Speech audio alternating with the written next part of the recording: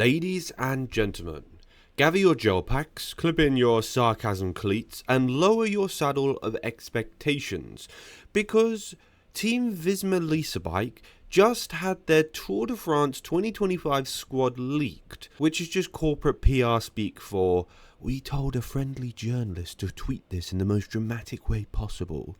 It's not a leak if everyone sees it coming like a wet sock on a sunny day, and yet somehow it still shocked the cycling world, like Jonas Vingegaard attacking before kilometer 160.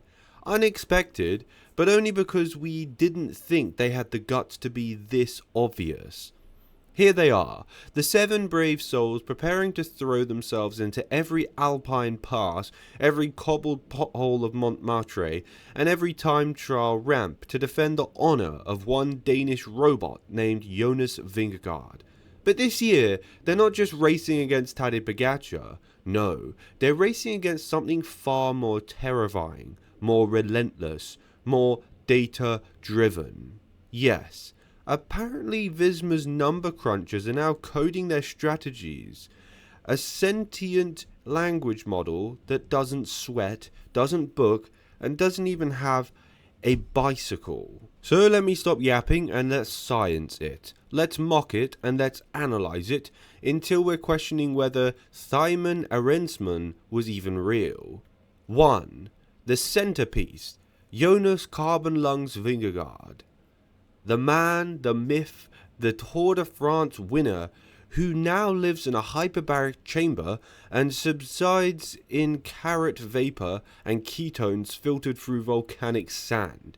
Jonas Vingegaard returns, yes, after spending 4 months pretending to be injured following a crash so horrifying it looked like someone had dropped a Lego mining fig from a 4th floor balcony. Vingegaard is back, and he's better than ever according to Visma's highly scientific measurement known as gut feeling mixed with what's per feeling. Jonas, who once climbed the Col de la Lune Bin, aka Col de Granon, and broke Pogačar's soul in the process, is allegedly fine. That's right, fine. That's most assuring word from your mechanic and your ex. His numbers? Oh, only a casual 6.6 watts per kilo for 40 minutes on recons, even though he reportedly walked upstairs in March. What does this tell us? That either the man is Wolverine or Visma's social media team has discovered the power of storytelling. Here's the catch.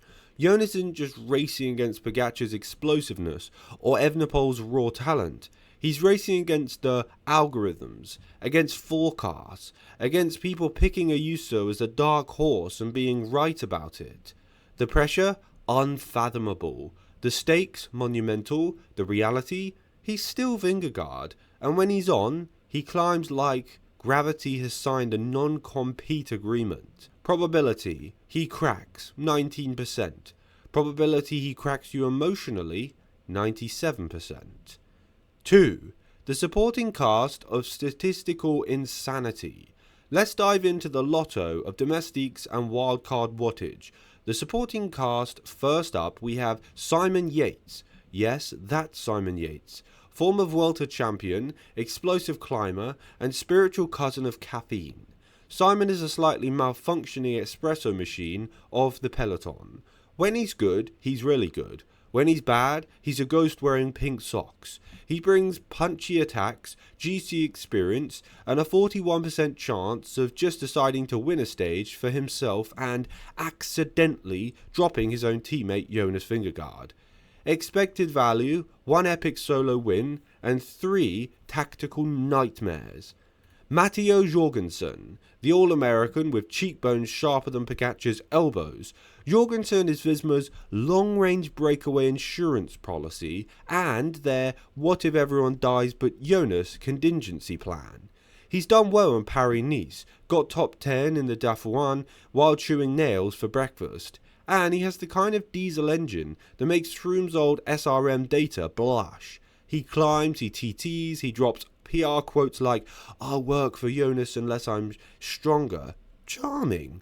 Wout van Aert, yes, Monosur everything. Still recovering from 2024's epic crash fest, Wout is back. the cobbled god, the time trial legend, the man who once dropped Pogačar on Ventoux and then made pancakes for breakfast. Wout's job is to drag Jonas through every flat, every crosswind, every half-baked French theory about ketones.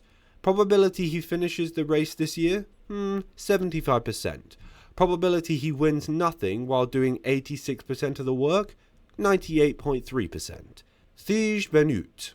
Tactical intelligence meets the calming energy of a geography teacher.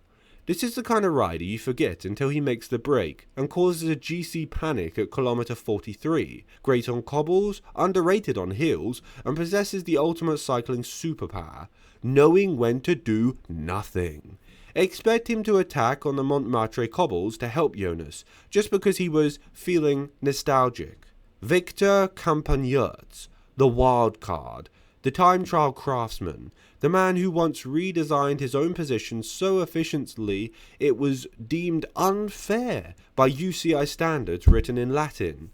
Victor will ride 180k's breakaway, get caught with 3k's to go, and smile for Belgian TV anyway.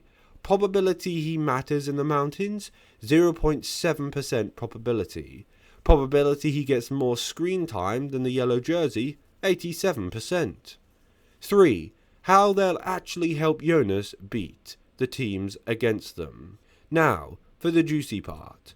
There are these worries actually worrying about Jonas and his team. But what are these worries supposed to do? Are they going to race against Tadej's legs? Or is the plan to win the Tour, or just win the narrative war? Let's break it down scientifically.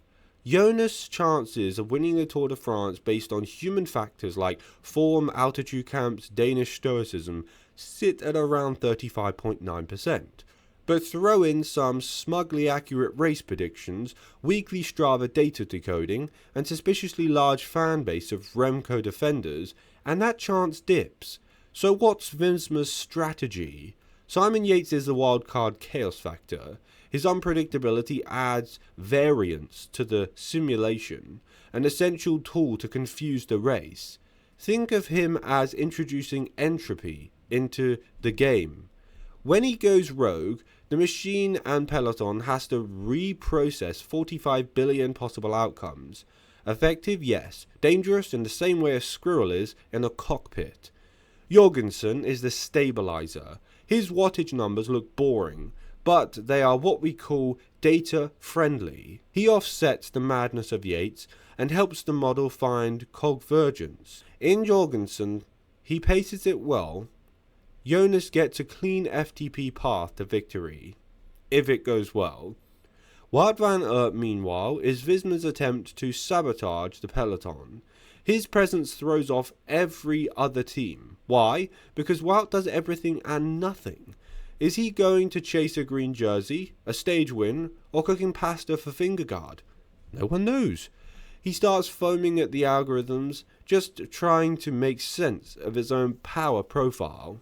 Thij Benut and Campagnarts serve as decoys. Their job? Well, cause chaos as early possible breakaways. Why? To waste some energy of other teams and resources. Every minute that Benut is up the road, there's a 0.3% chance that the peloton over-prioritizes his GC relevance. Multiply that by 21 stages, and you've got 6.3% narrative corruption. Genius. In summary, their mission is not just to win, it's to confuse, distract, flood the zone with Belgian memes and erratic team radio chatter. Classic disinformation warfare, but on bikes. So, what do you guys think is going to happen?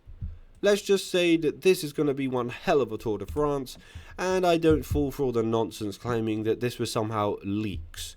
People claim it's leaks, so I'll stick to that for now, but I do really think that if a team wants to keep their squad quiet for as long as possible, it's pretty easy to do that. After all, everything would just be speculation. Thanks for watching today's video. If you're new here, please subscribe to my channel, leave a like on today's video, and also comment down below your opinions. If you're not subscribed to this channel, I'd recommend you do, as this is where you'll find all the latest cycling news, cycling drama, and cycling results. I'll see you guys in the next one.